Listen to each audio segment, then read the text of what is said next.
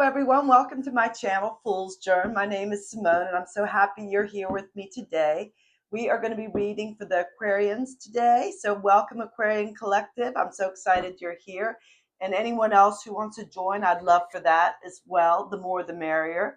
So let's begin. I'm just going to start with some oracle messages, and then we'll move on to the tarot read. I like to do the oracle messages because it's so crazy how they correlate and work seamlessly with the messages of the tarot or Lenormand. They just it just add another dimension. So anyway, let's begin. Let's pick some fortune cookies because they're fun. I love the fortune cookies. They're addictive. I keep wanting to read more and more of them. So let's see what comes up.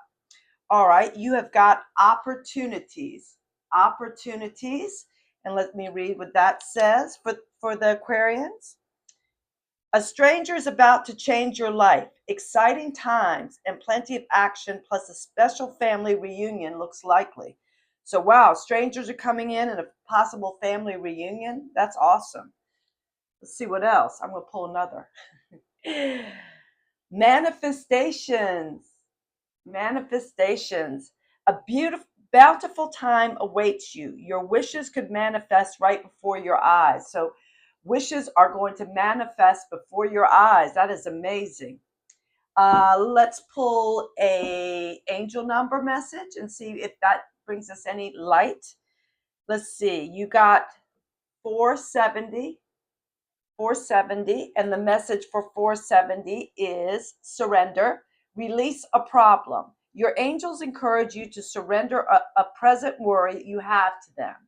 Whether you are confused, feeling out of control, or simply at a loss for solutions, you can energetically release this issue to divine. Put yourself into a full body stretch right now. As you inhale, focus on breathing in support from your angels. As you exhale, focus on releasing control. So release the control and, get rid of the worry, and it seems that's a great little message, and stretch it out so you can release all the tension. Good message for 470, the number 470, angel number. Let's do a moon message. So the moon message is, oh wow, this is a fun one. Howl at the moon. Howl at the moon.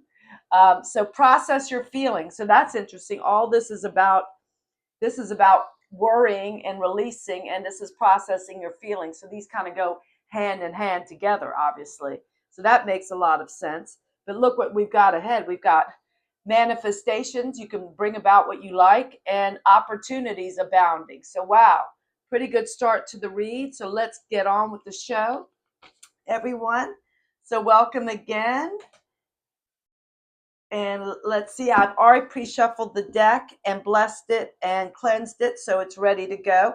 We're going to pull an overarching energy for the read, which is coming up as the Queen of Coins. Queen of Coins coming up for the beginning of the read that will kind of embodies the energy of the full spread. So let me go ahead and get these cards on the table. 8 of Swords, 9 of Wands, 6 of Coins, 2 of Swords, 10 of Cups. That's good. And the Moon. So after the read, I will pick a few cards just for final, for possible outcome and advice from, above. So see what they have to say for us. So let's get going on here. Aquarians, we're starting off as your overall energy is the Queen of Coins or Queen of Pentacles. And this card is, she's amazing. She has worked hard to get where she is. She's generous, loving, affectionate, and she's worn her battle wounds throughout her life. I mean, she didn't just come into where she is now, which is, the queen of all coinage. She worked hard for it and had a lot of ups and downs and battle wounds, but and that's why she's able to be so caring and generous and welcoming, because she's been through so much to get where she is. So what a great person or energy to have in your life. And this energy is a Capricorn energy. So if you know a Capricorn, this could be someone in your universe. As I read the energies, I let you intuitively figure out how it works for you in your life, and you can take what resonates and leave the rest. But I can read it is, or you can read it as your own energy, which is would be fabulous for you as well. So let's move on. The first card coming up is the Eight of Swords. So the Eight of Swords, you can tell here, this person is, or this energy is just wrapped in their own thoughts, in their own mind, and they made themselves imprisoned, a prisoner, or imprisoned by the mind. So you can see here she's got little like ribbon wrapped around her and a blindfold on and swords all around. So she basically has put herself in this prison, and she can release herself instantly. The swords are the brain, the mental thoughts, fears, doubts, all that as well. And she's put herself in bondage. So all she has to do is just rip out of this little string that's around her, and then grab her swords and go. And in most tarot, she's standing in a shallow puddle, but that's not the ocean. She could just step out of that little shallow puddle and move on and take those blindfolds off. She's just put herself in a stagnancy place of her thoughts. So you need to release these so you can move ahead.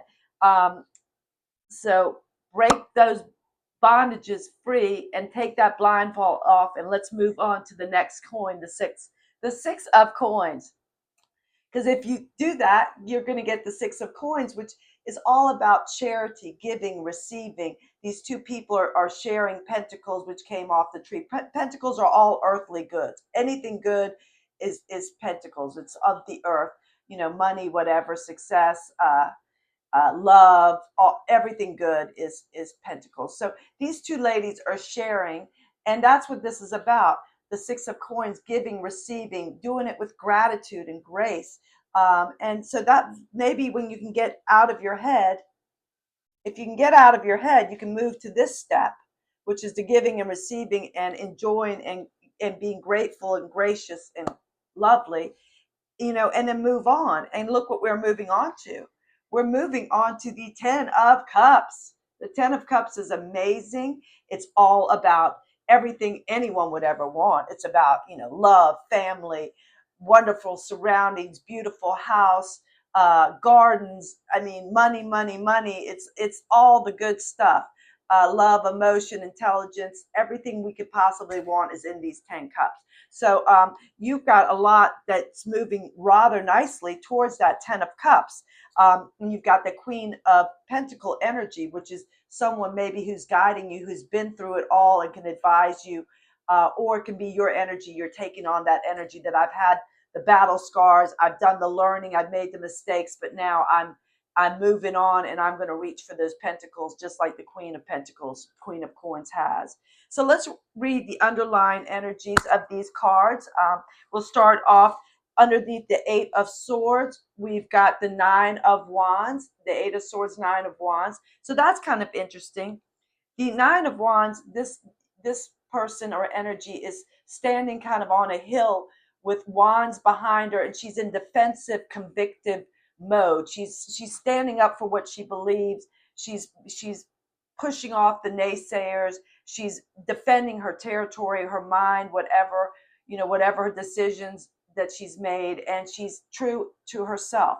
And maybe this led to her maybe overthinking and worrying too much, but she can release herself from that worry by standing up for what she believes and not caring what other people think. She needs to go for what makes her feel whole and in line with her body, mind, and spirit.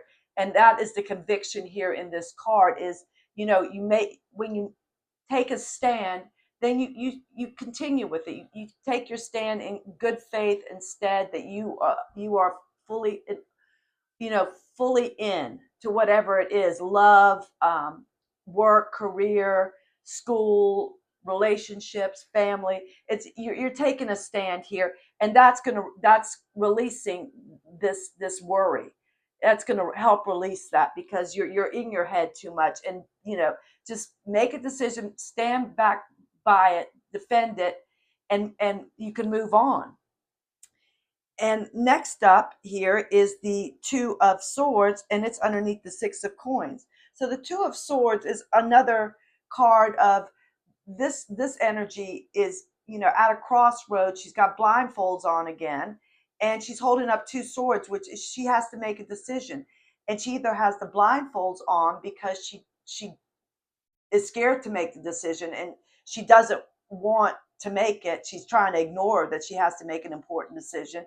Or it could mean that she's put the blindfolds on to kind of dull out that outside noise so she can get in line with her thoughts, her mind, her body, her heart, her intuition. And sometimes you have to block out the outside noise, like the naysayers, to be able to do that. But however this works for you, go ahead and make this decision. Search deep within and then make the decision. Otherwise, don't let it drag on, because you're just going to stay in a place of stagnancy, not moving forward. So make that decision, and then you can move on, and you can release the worry, and you can and you can feel good about defending your decision, like this card says, because you've taken the time to go within and really think about it, and then go full steam ahead with the decision you're going to make. And that's just a great message. And you're going to release the problem. The 470 is releasing the problem, giving it up. And then what's going to happen is opportunities and manifestations. You'll be able to manifest because you're releasing all this excess worry that's just like cobwebs in your head. You don't want that. And then here we go back to this card says you're processing your feelings. So you have to process them to release them. So process them, make a decision, and then let it go. And then tell everyone to, bye-bye, because you're good at what you've given this a lot of thought, and you're moving ahead, and you don't care what anyone thinks. So this is amazing. And what happens next is we move on to the Moon, which is all about, you don't see the real picture yet, so you use your intuition. This is all about intuition and clarity of the Moon. The sun shines on, and then, the outside world, but the Moon is your light for your inside world, for your inner spirit. And it when you release all the worry, then you're able to rise up and get that Moon energy of the intuition. And that intuition, because you cleared all the cobwebs out, is now able to come through into your head and get you that 10 of Cups. You're releasing all the worry, the fear. You're making a decision, and you're using that intuition. And look what you got. You got the 10 of Cups. So that is an amazing, amazing read and outcome for the week for the Aquarians. I love that. Wow. And let's see what the final advice is, possible outcome. And remember, you are the leader of your own life. You make the final decision and everything.